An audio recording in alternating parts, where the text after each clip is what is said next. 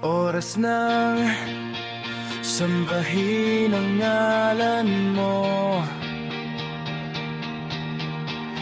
para mabuhay habang buhay sa puso't isipan mo. Sino ba ako para mapansin mo? Mga dalangin ko sa'yo, sana'y pakinggan mo.